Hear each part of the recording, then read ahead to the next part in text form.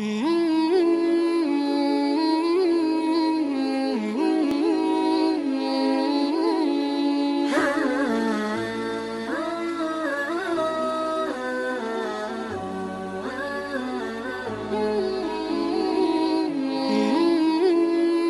بندہ بیچارہ نہایت غریب، اتنا غریب کہ اس کے گھر کا گزارا مشکل سے ہوتا تھا۔ اس کے دل میں خواہش تھی کہ کبھی میں بھی گوشت کھاؤں گا۔ اس نے کیا کیا، پیسے اکٹھا کرنا شروع کر دیے، تھوڑے تھوڑے پیسے جمع کرنے شروع کر دیے۔ 6-7 مہینے کے بعد اتنے پیسے اکٹھے ہو گئے کہ وہ ایک پاؤ گوشت لے کے آ گیا۔ 6-7 مہینوں کے بعد لا کر بہت خوشی خوشی بیوی کو دیا کہ آج گوشت پکاؤ، میں گوشت کھاؤں گا۔ بیوی نے گوشت پکایا لیکن اس میں نمک زیادہ ہو گیا اور وہ گوشت کروا ہو گیا۔ جیسے ہی اس شخص نے ایک لقمہ منہ میں ڈالا تو اس کا منہ کروا ہو گیا۔ اب یہ غصے سے لال پیلا، سوچا میں بیوی کو ماروں کہ اس نے میری 6-7 مہینوں کی محنت کی کمائی کو ضائع کر دیا۔ پھر تھوڑی دیر کے بعد اس کو خیال آیا کہ جیسی غلطی میری بیوی سے ہوئی ہے ایسی غلطی میری بیٹی سے بھی تو ہو سکتی ہے، میری ماں سے بھی ہو سکتی ہے، میری بہن سے بھی ہو سکتی ہے۔ اگر کوئی اس کو مارے تو میرے دل پہ کیا بیتے گی؟ یہ بھی تو کسی کو لگتی ہے، کسی کی بیٹی ہے، کسی کی بہن ہے۔ پھر سارے رشتے گن کے نا آخر میں کہتا کہ یہ اللہ کی بندی بھی تو ہے نا،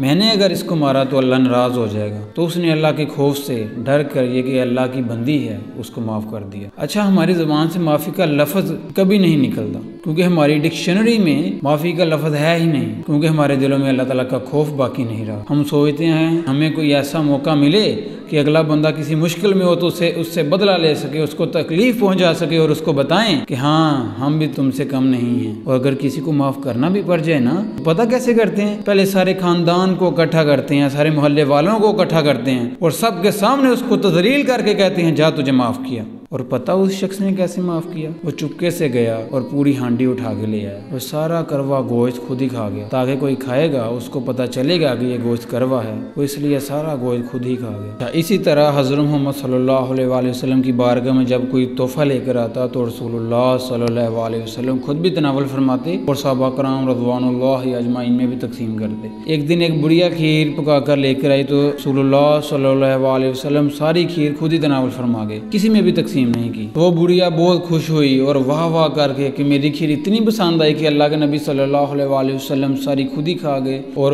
بڑھیا خوشی خوشی واپس چلے گئی۔ صحابہ کرام رضوان اللہ اجمعین کہنے لگے کہ آج عجب واقعہ ہو گیا، آج ہم نے تقسیم نہیں کی۔ آپ صلی اللہ علیہ وآلہ وسلم نے فرمایا کہ وہ بڑھیا میٹھے کی جگہ نمک ڈال کر لے آئی تھی، اگر میں آپ لوگوں کو دیتا تو آپ لوگوں نے کہنا تھا کہ کھیر کڑوی ہے، اس سے اس بڑھیا کا دل ٹوٹ جانا تھا۔ اس کا دل رکھنے کے لیے میں نے کھیر خود ہی تناول فرمائی۔ اب آپ لوگ اپنا احتساب کرو کہ کبھی گھر کا کروا کھانا کھا کے صبر کیا ہے؟ ان حدیثوں پہ عمل کون کرے گا؟ اور وہ آدمی کروا کھانا کھا کر کسی کو کانوں کان خبر نہیں ہونے دی اور اپنی بیوی کو معاف کر دیا۔ اس نے اپنی بیوی کو بھی نہیں بتایا، کسی کو بھی نہیں بتایا۔ پھر ایک وقت آیا اس کو موت آ گئی، فرشتے آ گئے تو نامہ اعمال دیکھا گیا اور دیکھا پورے نامہ اعمال میں کوئی ایک نیکی موجود نہیں۔ اللہ تعالیٰ نے ارشاد فرمایا ایک دفعہ پھر سے دیکھ لو، ہو سکتا ہے کہ اس کے نامہ اعمال میں کوئی ایک نیکی نظر آ جائے۔ تو فرشتوں نے دوبارہ دیکھا لیکن کوئی نیکی نہیں۔ اب اس شخص کو پتہ چل گیا تھا اس کا ٹھکانہ جہنم ہے۔ رب تعالیٰ نے فرمایا تیسری دفعہ پھر سے دیکھو، شاید کوئی نیکی نظر آ جائے۔ فرشتوں نے دیکھ کر کہا کہ اللہ نیکی تو کوئی نہیں ہے، لیکن ایک دفعہ اس کی بیوی نے کھانے میں نمک زیادہ ڈال دیا تھا تو اس نے یہ کہہ کر معاف کر دیا تھا کہ یہ اللہ کی بندی ہے۔ اللہ تعالیٰ نے فرمایا میں سب سے بڑا معاف کرنے والا ہوں، جاؤ میں نے اس کے سارے گناہ معاف کر دیے اس کے